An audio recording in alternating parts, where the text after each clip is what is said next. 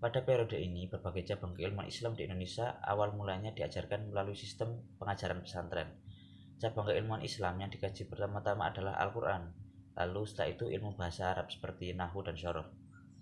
Ini disebabkan karena seluruh Al-Quran dan literatur keagamaan lainnya dominan ditulis dengan bahasa Arab. Oleh karena itu, meskipun pengajaran bahasa ini tidak secara langsung menyangkut masalah agama, tetapi dianggap sebagai pelajaran agama karena menyatu dengan sendirinya. Ketika Islam memperkenalkan dirinya di Indonesia pada abad ke-7 sampai ke-13 Masehi, secara tidak langsung Islam juga memperkenalkan dua komponen penting, yakni Al-Quran dan hadis. Artinya perkembangan hadis yang terjadi di Indonesia tidak luput dari penyebaran agama Islam yang bermula dari jalur perdagangan dari berbagai negara seperti Arab hingga jalur pendidikan. Selain itu, perkembangan hadis juga termasuk efek dari penetrasi agama Islam dari Timur Tengah oleh para guru pengembara sufi yang pada abad ke-12 datang ke Indonesia dalam jumlah yang cukup banyak. Pada abad ke-17 terdapat 3 ulama yang cukup diakui di Indonesia yang datang dari Timur Tengah. Mereka adalah ulama yang memiliki wawasan yang luas dalam berbagai ilmu seperti tasawuf, ilmu kalam, fikih, hadis, sejarah, dan perbandingan agama, yaitu Nuruddin Ar-Raniri, Abdul Rauf Asingkili, dan Al-Makosari. Mereka lah tokoh yang memiliki pengaruh besar dalam kajian hadis di Indonesia. Kajian hadis pertama kali ditemukan di Indonesia itu pada abad ke-17 Masehi dengan dibuktikannya oleh tulis-tulis hadis karya Nuruddin Ar-Raniri, kemudian Abdul Rauf Asingkili, dan kemudian Al-Makosari. Kemudian Ar-Raniri ini mengumpulkan karyanya yang dalam judul Hidayat Al-Habib fil Tarhib wal Tarhib. Kemudian si Asingkili ini menulis dua karyanya, yaitu penafsiran terhadap hadis Arba'in An-Nawawi serta koleksi hadis-hadis qudsi yang diberi judul Al-Mawa'id Al-Badi'ah. Nah, ketiganya ini melakukan pembaharuan dan pemurnian terhadap Islam. Jika abad sebelumnya ini Islam di Indonesia didominasi oleh tasawuf, maka pembaharuan yang mereka lakukan mencoba mengenalkan Islam ini yang tidak semata-mata berorientasi pada tasawuf saja, melainkan juga pada syariat atau hukum. Nah, pembaharuan ini menjadi penyebab menyebarnya kajian hadis di Indonesia untuk pertama kalinya. Nah, seperti itu. Maka yang perlu digarisbawahi adalah pada periode ini hadis hanya dikaji untaian hikmahnya saja, mutiara ilmunya saja, tanpa kemudian memperhatikan sahih ataupun dhaifnya.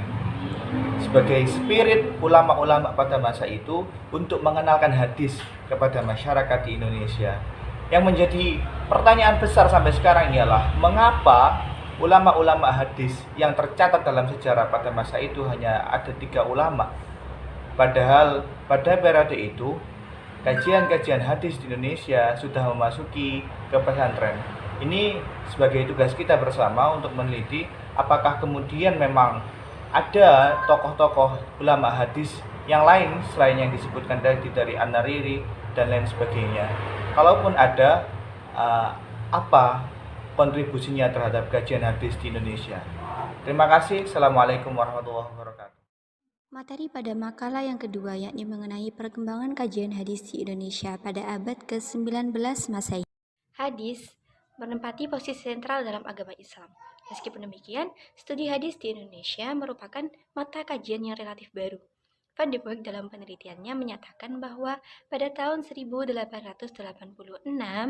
kajian hadis di Indonesia memang belum menjadi salah satu mata pelajaran di pesantren. Hadis dan mustalah al-hadis kemudian menjadi mata pelajaran yang berdiri sendiri di berbagai lembaga pendidikan di Indonesia sekitar tahun 1990. Pada abad ke-17 memang merupakan awal studi hadis dikembangkan. Akan tetapi, kajian hadis pada masa itu masih terbilang langka. Baru pada abad ke-19 ini mulai banyak bermunculan kembali karya-karya di bidang studi hadis, khususnya dalam syarah hadis. Adanya gairah baru dalam studi hadis di Indonesia pasca vakum beberapa saat disebabkan oleh masifnya gerakan-gerakan pembaharuan di Indonesia. Saya akan menjelaskan tentang bentuk dan metode kajian hadis di Indonesia pada abad ke-19 Masehi dan literatur kajian hadis di Indonesia pada abad ke-19 Masehi. Yang pertama, bentuk dan metode kajian hadis di Indonesia pada abad ke-19 Masehi. Kajian ini termasuk menerangkan syarah hadis sebagai teks kedua setelah Al-Quran. Hadis memiliki peran dalam kehidupan umat Islam sebagai penopang sekaligus petunjuk guna mencapai kebahagiaan di dunia maupun di akhirat. Dalam kitab syarah hadis dikenal beberapa metode ulama dalam mensyarah hadis, yakni ijmali, maudhu'i, tahlili, dan muqarrin. Yang kedua, literatur kajian hadis di Indonesia pada abad ke-19 Masehi. Kajian ini menerangkan ajaran di pesantren di berbagai bidang akidah, ibadah, dan akhlak. Selanjutnya adalah tokoh-tokoh hadis pada abad ke-19. Yang pertama adalah Syekh Imam Nawawi Al-Bandani. Beliau berasal dari Banten, Serang, Banten. Pada tahun 1815, beliau ketika dewasa menimba ilmu di Timur Tengah.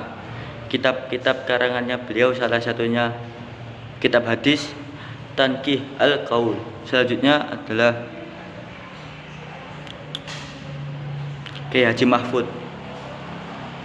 Beliau dilahirkan di Pacitan, Jawa Timur pada tahun 1842. Beliau ketika kecil diajak ayahnya yang bernama Abdullah ke Mekah untuk menimba-nimba ilmu. Di situ beliau juga menerangkan banyak-banyak kitab hadis. Sekian dari saya atau dari kelompok kami. Wassalamualaikum warahmatullahi wabarakatuh.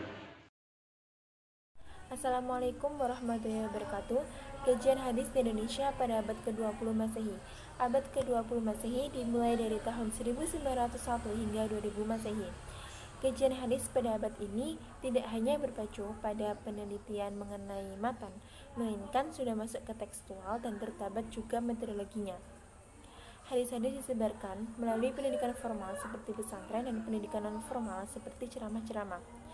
Di pesantren, kitab rujukannya berasal dari Kairo, Mesir, dan Beirut, Lebanon yang berbahasa Arab, sedangkan yang terjemahannya masih minim sekali. Metodologinya disebut sebagai hasyiyah, yaitu santri memberikan tulisan catatan pinggir yang didapat dari penjelasan kiai. Penjelasan tersebut berupa syarah yang membahas tentang kualitas dan sisi balaghah hadis tersebut. C.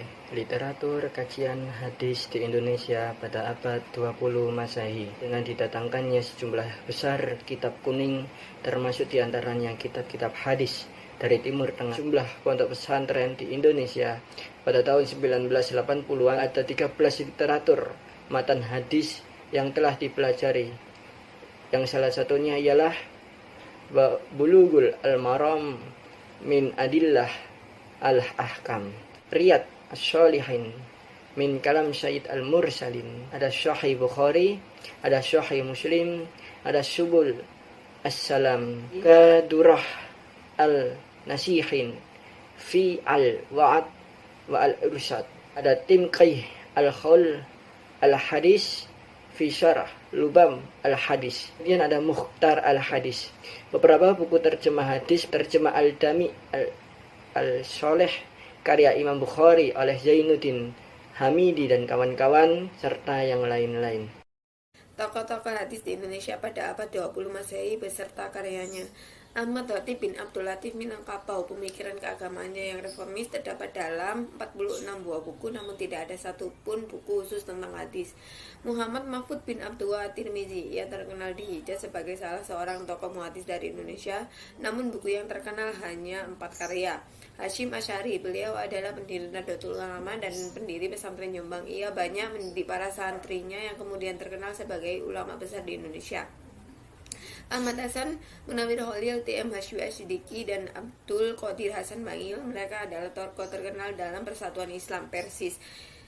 Pemikiran keagamaan Ahmad Hasan banyak tersebar dalam bukunya, salah satunya Tafsir Al-Furqan. Lalu karya Munawir Khalil yang masih beredar adalah Kembali kepada Al-Quran dan As-Sunnah, dan terakhir karya TM Hasywi Asyidiki adalah Sat Al-Alaf min Ulum Al-Isnadi wal Al-Azab.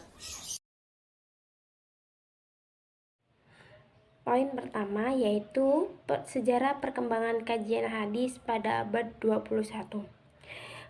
Pada abad ke-21 itu perkembangan kajian hadis sudah semakin meluas, di mana pemahaman hadis secara kontekstualisasi itu sudah marak dilakukan.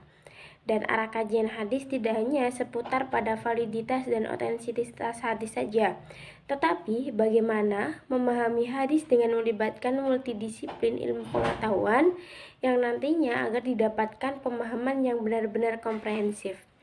Nah, pada abad 21 itu kajian hadis di Indonesia sudah mulai berkembang, di mana kajian hadis ini sudah masuk pada perguruan tinggi, seperti pada perguruan tinggi Islam, yaitu IAIN atau UIN. Nah, banyak buku-buku hadis pada abad ke-21 itu dengan menggunakan teknologi-teknologi yang canggih. Misalnya yaitu buku hadis dalam bentuk PDF, Maktabah Syamilah, dan lain sebagainya. Poin yang kedua yakni bentuk dan metode kajian hadis Indonesia pada abad ke-21 Masehi. Karakteristik kajian hadis Indonesia pada abad ke-21 Masehi cenderung modern sesuai dengan perkembangan zaman. Hal ini dapat dibuktikan dengan munculnya inovasi-inovasi baru, munculnya berbagai produk baru hadis di era modern, seperti buku dalam bentuk PDF ataupun dalam bentuk software, CD, buku-buku atau artikel di internet seperti Maktabah Syamilah dan lain-lain. Poin yang ketiga yakni literasi kajian hadis di Indonesia pada abad ke-21 Masehi. Menurut Nurul Ain, sebelum kemerdekaan, perkembangan hadis di Indonesia sangat terbatas. Hadis-hadis terbitan dalam negeri dan terjemahnya dimuat dalam bentuk brosur dan majalah, namun belum ada yang dimuat dalam bentuk buku. Penyebaran hadis pada abad ke-21 Masehi ini mulai menggunakan komputer. Hal ini dapat dibuktikan dengan munculnya komputerisasi hadis Sahih Bukhari bersamaan dengan komputerisasi Al-Quran itu sendiri. Poin keempat dan kelima, tokoh-tokoh hadis di Indonesia dan karya-karyanya pada abad ke-21 Masehi. Di antaranya adalah Ali Mustafa Ya'qub dengan karyanya Kritik Hadis, Peran Ilmu Hadis dalam Pembinaan Hukum Islam, dan hadis-hadis palsu seputar Ramadan.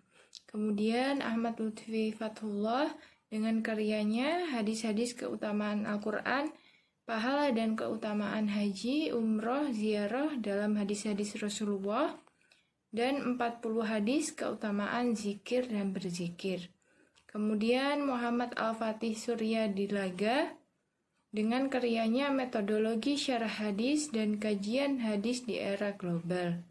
Kemudian Said Agil Husin Al-Munawar dengan karyanya Asbabul Wurud, Studi Kritis Hadis Nabi, Pendekatan Sosio, Historis, Kontekstual, dan Ilmu Tahrij Hadis, Sejarah, dan Suatu Pengantar.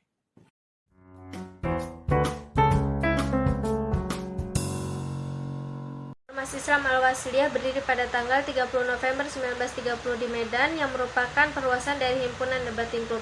Debating Club ini bertujuan untuk menyatukan perbedaan-perbedaan pendapat yang terjadi di tengah-tengah masyarakat umat Islam. Puncak dari musyawarah Debating Club itu terjadi pada tanggal 26 Oktober 1930 di Maktab Islamiyah Tapanuli Medan yang menghasilkan rencana perkumpulan yang lebih besar yang bertujuan untuk memajukan dan menambah tersiarnya agama Islam.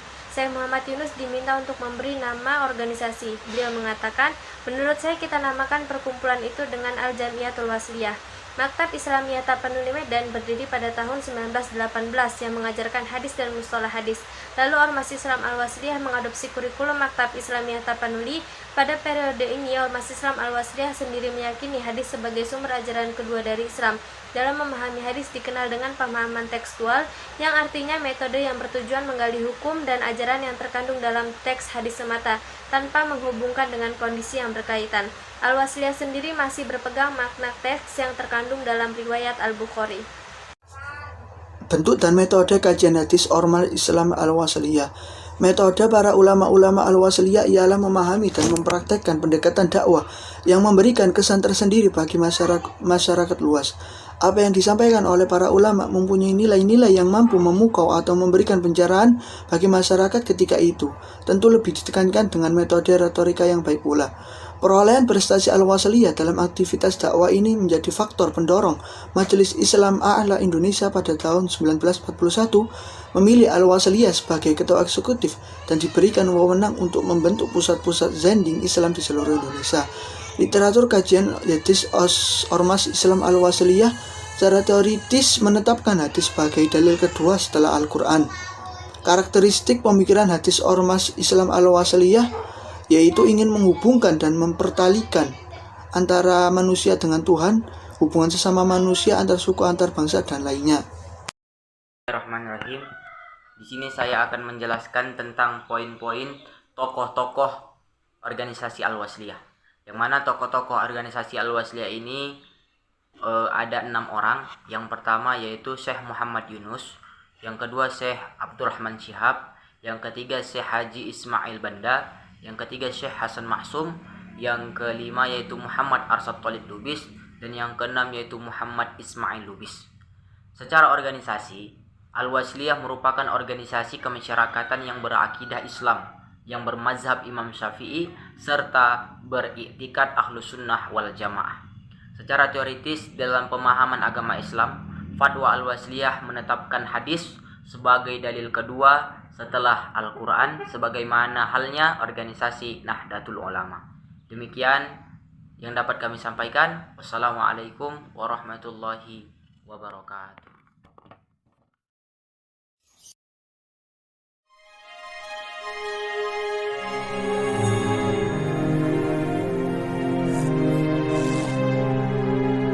Poin A. Sejarah berdirinya kajian hadis Islam Ormas Islam Syiah di Indonesia. Pada intinya, Syiah yakni kelompok yang mendasarkan paham keagamaan pada Ali bin Abi Thalib dan keturunannya atau Ahlul Bait. Kelompok Syiah menjadi sebuah aliran di luar kelompok yang menguasai pemerintahan Islam, yaitu kelompok Sunni. Syiah terus bertahan untuk menentang penguasa yang dinilai tidak berbuat adil dan berperilaku aniaya. Poin B. Perkembangan kajian hadis dalam Ormas Islam Syiah di Indonesia. Syiah di Indonesia mengalami 4 gelombang atau periode. Periode pertama yakni Syiah sudah masuk ke Indonesia mulai masa awal masuknya di Indonesia, yaitu melalui penyebaran Islam dari orang-orang Persia yang ditinggal di Gujarat. Syiah pertama kali datang ke Aceh. Periode kedua, masuknya Syiah ke Indonesia yaitu setelah revolusi Islam di Iran pada tahun 1979. Ketika itu, orang Syiah mendadak punya negara, yaitu Iran. Gelombang ketiga didorong oleh meminat pengagum Syiah secara filosofi ke arah pemahaman fikih. Gelombang keempat, keterbukaan melalui pendirian organisasi Ikatan Jamaah Ahlul Bait Indonesia. Untuk selanjutnya, pengertian hadis menurut Ormas Syiah adalah segala sesuatu yang disandarkan kepada Nabi Muhammad beserta 12 imam yang maksum, yang termasuk diantaranya adalah Ali bin Abi Thalib. Kemudian metode Syiah dalam menerima hadis adalah dengan jalur riwayat, yang kemudian Syiah membagi hadis menjadi 2 bagian, yang pertama mutawatir dan yang kedua hadis ahad. Sedangkan kitab yang digunakan sebagai literatur kajian ada 4 kitab. Kemudian pendapat ulama Syiah sendiri terhadap sebuah hadis dapat digolongkan menjadi 2 kelompok besar. Yang pertama adalah kelompok ikhbariyun, yang kemudian menyatakan bahwasanya hadis-hadis sahih dalam pandangan Syiah itu tidak memerlukan ijtihad lebih lanjut, dan sebaliknya kelompok yang kedua adalah kelompok usuliyun. Saya akan melanjutkan penjelasan tentang kajian hadis Ormas Islam Syiah Indonesia. Poin F yaitu tokoh-tokoh kajian hadis Ormas Islam Syiah Indonesia. Adapun di antara tokoh-tokohnya yaitu 1. Habib Husain Al-Habsyi. Beliau lahir di kota Surabaya pada tanggal 21 April 1921 dan beliau merupakan pendiri Pondok YAPI, yaitu Yayasan Pondok Islam di Bangil. Dan yang kedua yaitu Jalaluddin Rahmat. Beliau lahir di kota Bandung pada tanggal 29 Agustus 1949 dan beliau merupakan salah satu tokoh yang ikut dalam lahirnya salah satu organisasi Syiah, yaitu IJABI, Ikatan Ahlul Bait Indonesia.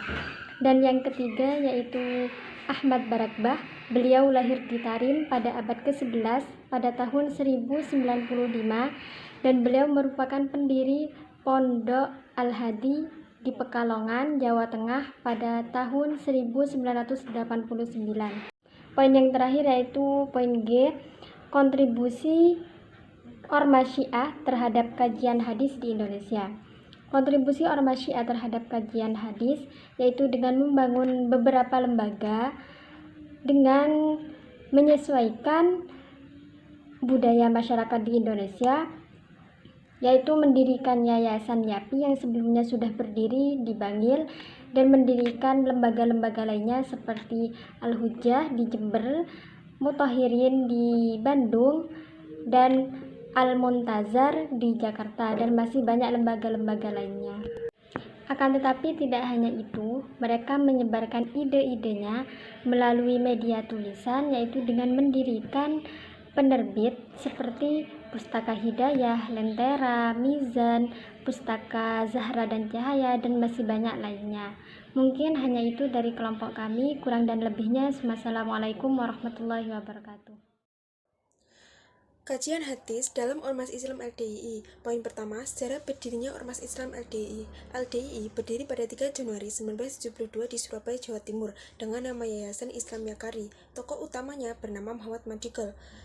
Jauh sebelum nama LDII terkenal, dikenal dengan nama-nama Darul Hadis, Islam Jamaah, Yayasan Pendidikan Islam di Jamaah atau JPID, Gugus Depan Pramuka Khusus Islam, Damkari dan Yakari Jawa Tengah, lalu LDII untuk seluruh Indonesia.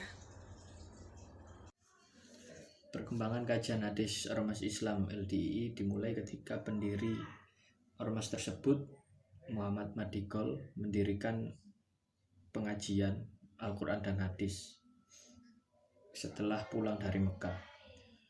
Kemudian adapun bentuk metode kajian hadis LDII yaitu dengan menggunakan metode mankul, yaitu segala ilmu harus bersumber dari gurunya, dari imamnya.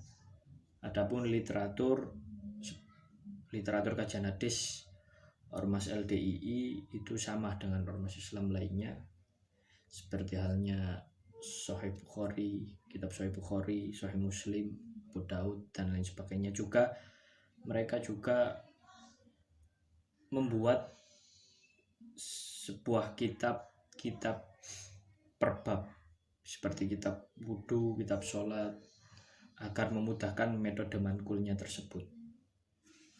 Karakteristik pemikiran hadis Ormas Islam LDII. LDII sependapat dengan jumhur ulama yang menyatakan bahwa hadis sebagai sumber hukum Islam yang kedua setelah Al-Quran. Dalam aliran LDII menyatakan bahwa setiap apapun yang diperoleh harus dengan mankul, yaitu dari ucapan sang imam atau amir. Hadis diriwayatkan dapat dijadikan sah dengan memenuhi 3 syarat, yaitu mankul secara langsung, mustahil bersambung kepada Rasulullah, dan musnad memiliki sanad. Menurut Al-Hasan sendiri, sanad yang terakhir tersebut adalah beliau. Tanpa melalui beliau, hadis tersebut tidak sah dan tidak dapat digunakan oleh kaum muslimin. Hadis dhaif adalah hadis yang lemah. Menurut kelompok LDII dianggap sebagai sesuatu yang menjijikan. Menggunakan hadis dhaif seperti layaknya hadis palsu yang sama sekali tidak boleh digunakan dalam hujjah ataupun fadilul amal. Poin terakhir yaitu tentang kontribusi Ormas Islam LDII terhadap kajian hadis di Indonesia. Dalam pengajian warga LDII diadakan berbagai kelompok forum tipe pengajian pada setiap tingkatan berdasarkan kelompok usia ataupun gender, antara lain yaitu pengajian majelis taklim tingkat PAC, desa atau kelurahan, pengajian cabai rawit atau TPA, pengajian muda-mudi, pengajian wanita atau ibu-ibu, pengajian lanjut. Assalamualaikum warahmatullahi wabarakatuh. Di sini saya mempresentasikan tentang kajian hadis dalam Ormas Islam Persis pada abad 20 dengan nama Gerakan Pembaharuan Pemikiran Islam. Tema sentra ide pembaharuan pemikiran dalam Islam terletak pada kata kunci i'adatul Islam, yakni keinginan masyarakat Islam untuk mengembalikan peran dunia Islam dalam percaturan global peradaban dunia. yang dulu pernah dilakukan Islam. Salah satu wujud dari i'adatul Islam itu adalah tajdid al-faham, yakni memperbaharui kembali cara pandang dalam menjawab problematika yang berkembang dengan kembali kepada Al-Quran dan Sunnah atau hadis. Persatuan Islam atau PERSIS secara resmi didirikan di Bandung 12 September tahun 1923. Munculnya PERSIS di pentas sejarah Islam di Indonesia merupakan jawaban atas tantangan dan kondisi umat pada saat itu. Pendirian PERSIS merupakan mata rantai yang tidak lepas dari gerakan reformasi yang saat ini sedang dilakukan hampir di seluruh dunia Islam. Motivasi didirikan PERSIS lebih karena para pendiri meyakini bahwa mereka dipanggil atas kewajiban dan perintah Allah Subhanahu wa taala. Assalamualaikum warahmatullahi wabarakatuh. Di sini saya akan melanjutkan presentasi yang berjudul Kajian Hadis dalam Ormas PERSIS. Langsung saja, karakteristik pemikiran hadis Ormas PERSIS. Nah, yang pertama, pemikirannya itu sunnah dibagi menjadi dua berdasarkan sifatnya. Yaitu ada mu'taba'ah, artinya diikuti, itu seperti urusan akidah dan ibadah. Kemudian bagian kedua adalah ghairu mu'taba'ah, artinya tidak diikuti. Itu seperti budaya dan hal-hal yang dikhususkan untuk Nabi. Kemudian pemikirannya yang kedua adalah tidak mudah menerima hadis kecuali sudah terverifikasi kesahihannya. Jadi PERSIS ini tidak menerima hadis dhaif kecuali dalam kasus-kasus tertentu yang mendesak keperluannya. Hanya sekedar sebagai pembatas. Kemudian bahasan yang kedua adalah tokoh hadis Ormas PERSIS. Nah, di antaranya ini ada Ahmad Hasan. Ia pemuka dan guru besar PERSIS. Ia terkenal di kalangan ulama hadis Indonesia dan salah satu karyanya adalah terjemah Bulughul Maram. Tokoh yang kedua adalah Abdul Qadir Hasan. Ia merupakan anak pertama dari Ahmad Hasan. Ia juga terkenal di bidang ilmu hadis dan fikih.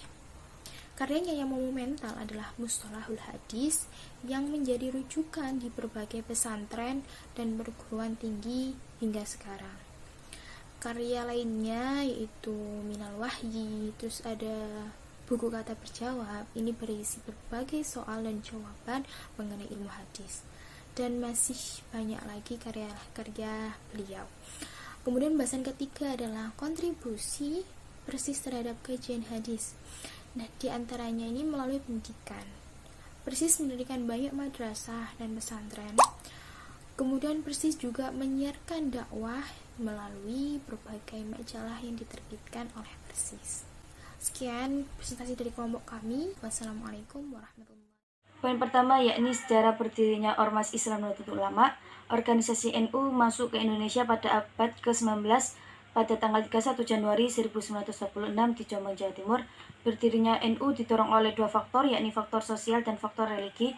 Pada saat itu kondisi rakyat Indonesia sedang dijajah oleh Belanda dan Jepang, sehingga para ulama bersatu untuk melakukan perlawanan kepada pemerintahan Belanda dengan cara melalui dunia pesantren. Selain itu, NU lahir karena dorongan untuk merdeka dan bebas dari penjajahan dengan membangunkan semangat nasionalisme melalui kegiatan agama dan pendidikan. Dan selain itu, lahirnya NU juga didorong untuk mempertahankan ahli sunnah wal jamaah. Poin yang kedua yakni perkembangan kajian hadis dalam Ormas Islam Nahdlatul Ulama. Yang pertama kali melopori kajian hadis di lingkungan NU yakni Syekh Kiai Haji Hasyim Asy'ari dengan mendudukan hadis itu sebagai sumber ajaran kedua setelah Al-Quran. Dengan mengkaji hadis, melakukan hadis dengan cara takhrij hadis, leksi hadis, sehingga banyak ditemukan hadis-hadis yang bermutu. Dengan demikian, ilmu hadis dikembangkan bukan hanya sekedar mengumpulkan saja, tetapi juga menyeleksi kesahihannya, menelusuri sanadnya dan para perawinya melalui asbabul wurudnya dan metode pemahamannya. Dan NU masih mau menerima hadis dhaif, akan tetapi tidak digunakan dalam hal untuk menentukan sebuah hukum.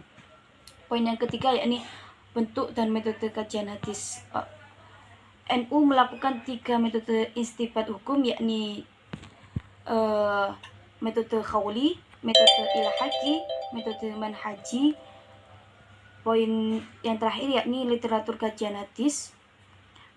Literatur kajian hadis yang digunakan pada saat itu yakni seperti Arba'in An-Nawawiyah, Tahrir Al-Qaul, Wasiatul Mustafa, Riyadus Shalihin, Az-Zakar, Al-Kalim At-Thayyib karya Ibnu Taimiyah, Jawahir Al-Bukhari, dan Sahih Muslim. Poin selanjutnya akan dilanjutkan oleh rekan saya. Saya akan melanjutkan. Sebagai penganut Ahlussunnah wal Jamaah, NU mengakui eksistensi hadis sebagai sumber hukum kedua dalam Islam setelah Al-Quran. NU mengakui adanya dua bentuk sunnah, yaitu sunnah Nabi dan sunnah sahabat. Sunnah Nabi berarti perkataan, perbuatan, dan persetujuan Nabi Muhammad SAW. Ketiga hal ini yang merupakan sumber hadis. Adapun sunnah sahabat adalah pendapat atau amalan yang tidak mendapat bantahan dari sahabat lainnya. Amalan demikian berdasarkan yang diperoleh dari Nabi Muhammad atau berdasarkan ijtihad sahabat itu sendiri. Poin selanjutnya ialah tokoh hadis Ormas Islam NU yang paling terkenal ialah Ki Haji Hasyim Asy'ari. Karya beliau yakni Risalah Ahlussunnah wal Jamaah. Melalui karya tersebut, Ki Haji Hasyim Asy'ari berhasil meletakkan dasar-dasar kajian hadis dan solusi teologis bagi persoalan yang sedang dihadapi masyarakat. Poin terakhir yaitu kontribusi Nahdlatul Ulama terhadap kajian hadis Indonesia. Kitab Risalah Ahlussunnah wal Jamaah yang merupakan mutiara agung dari Ki Haji Hasyim Asy'ari muncul sebagai respon dari kondisi keberagaman masyarakat kala itu.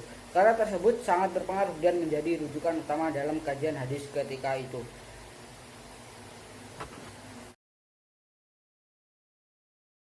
Muhammadiyah adalah ormas pelopor yang menyerukan dan melakukan purifikasi sekaligus pembaruan Islam di negeri berpenduduk muslim terbesar di dunia ini. Sebuah gerakan yang didirikan oleh seorang kiai alim, cerdas dan berjiwa pembaru, yakni Kiai Haji Ahmad Dahlan atau Muhammad Darwis dari kota Santri Kauman Yogyakarta. Manhaj Tarjih sebagai metode untuk merespon berbagai persoalan hukum syari dilandasi oleh wawasan perspektif pemahaman agama.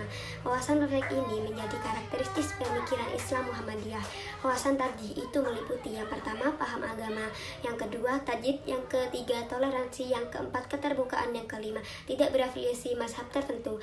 Ada beberapa kehujahan hadis menurut Ormas Muhammadiyah, yang diantaranya hadis mauquf tidak dapat dijadikan hujah, yang kedua hadis mauquf yang dihukum marfu dapat dijadikan sebagai hujah, yang ketiga hadis mursal sahabi dapat dijadikan hujah, yang keempat hadis mursal tabi'i semata tidak dapat dijadikan hujah, yang kelima hadis dhaif yang kuat menguatkan tidak bisa menjadi hujah, yang keenam biar didahulukan daripada takdil setelah adanya keterangan yang muktabar berdasarkan alasan syarak.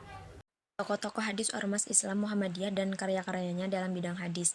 Peran dan tokoh Muhammadiyah memiliki andil yang cukup besar dalam mendirikan negara Republik Indonesia atau NKRI. Salah satu diantaranya yakni peran Kiai Haji Ahmad Dahlan dan Siti Walidah atau Nyai Dahlan. Kedua tokoh ini telah bergerak dalam mencerdaskan dan memajukan bangsa hingga diangkat sebagai pahlawan nasional. Kontribusi Muhammadiyah dalam pengkajian hadis di Indonesia terlihat dari salah satu lembaganya yang menangani produk hukum atau fatwa di kalangan Muhammadiyah. Lembaga yang mengurusi dan menetapkan hukum atau fatwa dalam ormas ini adalah Majelis Tarjih. Muhammadiyah sangat menekankan pelajaran hadis dalam kurikulum sekolah-sekolahnya. Hal ini dilakukan sebagai upaya untuk mengembangkan pola pikir yang mendasarkan hukum kepada Al-Quran dan hadis. Menurut Khalil Hasanuddin, Muhammadiyah menetapkan pelajaran Al-Quran.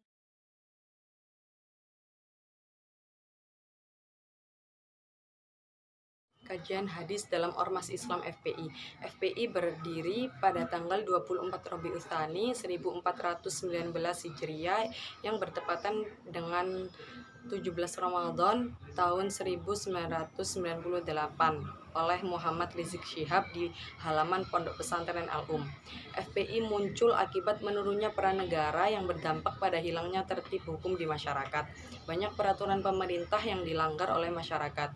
Tujuan FPI adalah untuk menjadi umat terbaik yang menegakkan amar ma'ruf nahi munkar dan berakidah Ahlussunnah wal Jamaah. Salah satu moto FPI pada ayat Al-Quran terdapat di surat Al-Imran ayat 104. Medan juang FPI dibagi menjadi 3, yaitu yang pertama dakwah, yang kedua hisbah, dan yang ketiga jihad. Dakwah menurut FPI mengajak kepada kebajikan. Metode dakwah FPI yaitu dengan membangun komunikasi, memberi keteladanan, nasihat, dialog, dan kerjasama. Yang kedua hisbah, berarti amar ma'ruf nahi munkar.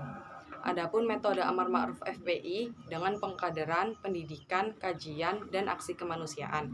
Metode Nahi Mungkar FPI dengan konsolidasi antar kader dan komunikasi untuk menentukan cara merespon terhadap sebuah kemungkaran.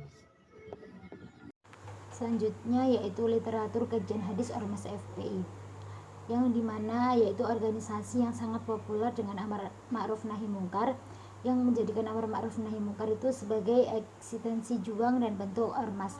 Salah satu moto FPI ayat Al-Quran yang berbicara tentang Amar Ma'ruf Nahi Mungkar yaitu Bismillahirrahmanirrahim, wal takum minkum ummatan yad'una ila khairi wa ya'muruna bil ma'rufi wa yanhauna 'anil munkari wa ulaika humul muflihun. Poin selanjutnya yaitu tentang karakteristik pemikiran hadis Ormas Islam FPI, yang dimana di sini terdapat dalam dokumen Risalah Historisda dan Garis Perjuangan FPI. Tokoh hadis FPI dan karyanya dalam bidang hadis. Beliau adalah Habib Abdullah bin Yahya. Beliau mengenal FPI pada tahun 2000 dan pada tahun 2014 beliau menjadi ketua FPI di Pasuruan.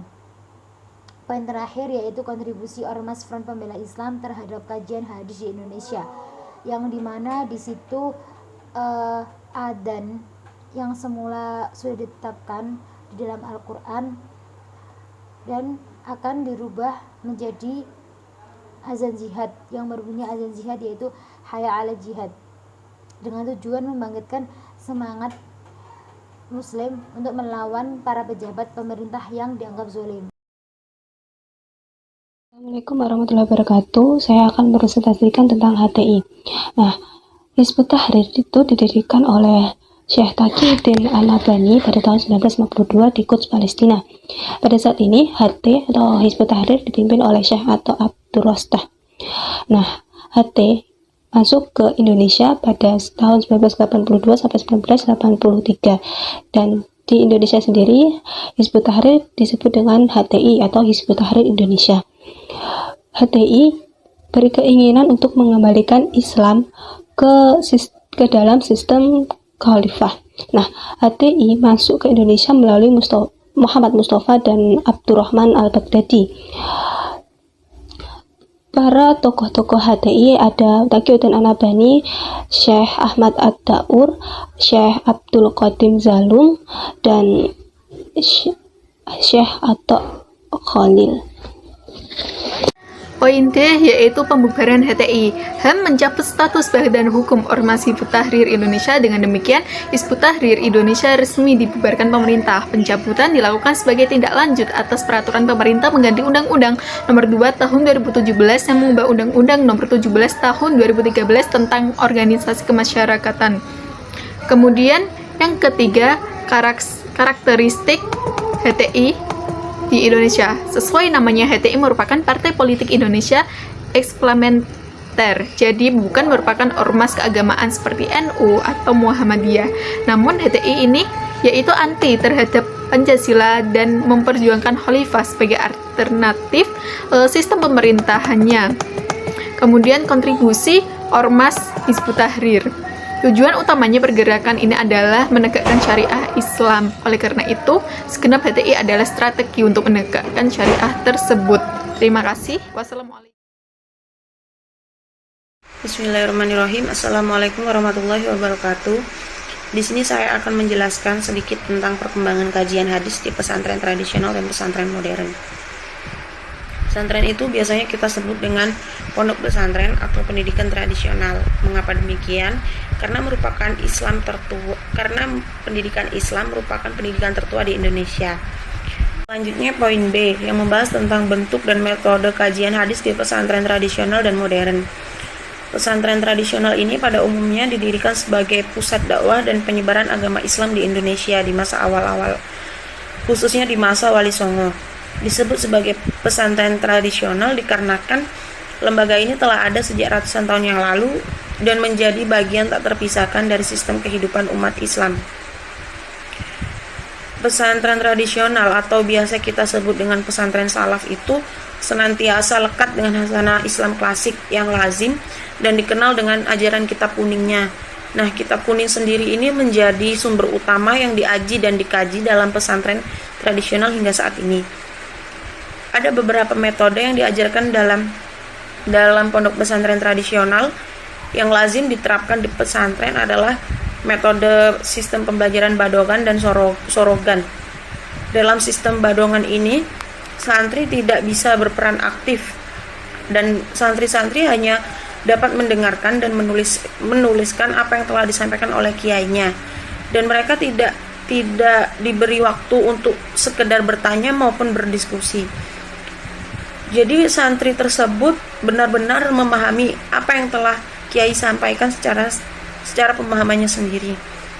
Sementara dalam sistem metode sorogan, santri itu menghadap kiai satu persatu dengan membawa kitab yang mereka punya untuk dipelajari sendiri. Nah, dalam hal ini santri itu dianjurkan membaca sendiri, sedangkan kiai membetulkan apa yang telah dibaca santri dan menjelaskan lebih detail tentang isi kitab yang telah dibacakan santri tersebut. Nah, sedangkan pesantren modern ini didirikan dengan tujuan agar pesantren itu mampu melahirkan generasi yang mampu menjawab tantangan pada zaman ini. Pesantren modern ini maksudnya sebagai upaya untuk melahirkan pribadi yang berkarakter nilai-nilai pesantren, tetapi menguasai ilmu-ilmu modern yang selaras dengan perkembangan zaman. Untuk manajemen pesantren modern sendiri telah menerapkan manajemen yang modern dengan visi misi yang jelas serta struktur yang rapi berikut dengan tugas-tugas yang diembannya. Nah, dalam pesantren modern itu biasanya lebih mengagungkan di bagian bahasanya. Mereka para santri lebih unggul di bahasa asingnya, misal bahasa Inggris ataupun bahasa Arabnya. Dalam pesantren modern juga kiai ditunjuk berdasarkan surat keputusan yang telah dikeluarkan oleh yayasan itu. Karena kiai di pondok pesantren modern itu tidak harus dari keturunan pesantren tersebut. Demikian poin yang saya bahas. Poin selanjutnya akan dijelaskan oleh Saudara Muhammad Rahul Roy. Terima kasih. Assalamualaikum warahmatullahi wabarakatuh. Sini saya akan menerangkan sedikit tentang karakteristik kajian hadis di pesantren tradisional dan modern. Nah, memasuki abad ke-20, perkembangan kajian hadis di Nusantara ini mengembang pesat, yaitu dengan adanya pembaruan khususnya di Tanah Jawa yang dipelopori oleh Ki Haji Ahmad Dahlan sebagai pendiri organisasi Muhammadiyah pada tahun 1912. Nah, berdasarkan fenomena modernisme, salah satu atasan didirikan NU pada tahun 1926, yaitu adalah sebagai sikap perlawanan atas aksi pembaruan di Nusantara. Nah, bisa dianalisis bahwa wajah Islam pada abad ke-20 ini lebih condong ke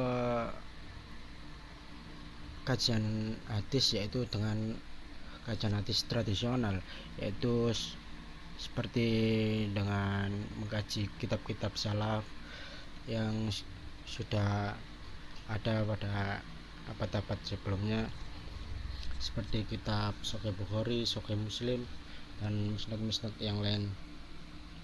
Nah, dalam secara umum ini Islam tradisionalis digambarkan sebagai komunitas yang cenderung mempertahankan kebiasaan yang telah lama dianut, yaitu dengan mengkaji kitab-kitab salaf tersebut. Nah, sedangkan kaum modernis yang diwakili oleh Muhammadiyah dan Persis menggunakan pendekatan atas bawah, yang artinya proses istinbat hukum diawali dengan melihat teks Al-Quran dan hadis, kemudian baru melihat pendapatan para ulama. Nah, maka karena tipologi pemahaman terhadap Al-Quran dan hadis berbeda, maka hasil kajiannya pun berbeda dan kerap kali menyudutkan kedua belah pihak dengan masalah-masalah tertentu seperti kunut atau ziarah kubur, talqin atau tawasul. Nah, yang pertama, semangat pemurnian dengan yang pertama pembaharan tersebut itu ada di itu semangat pemurnian ajaran, yaitu semangat inilah yang menumbuhkan upaya-upaya tak kenal lelah dari kelompok Islam modernis untuk membersihkan ajaran-ajaran Islam dengan perbuatan bid'ah, takhayul, dan khurafat. Itu yang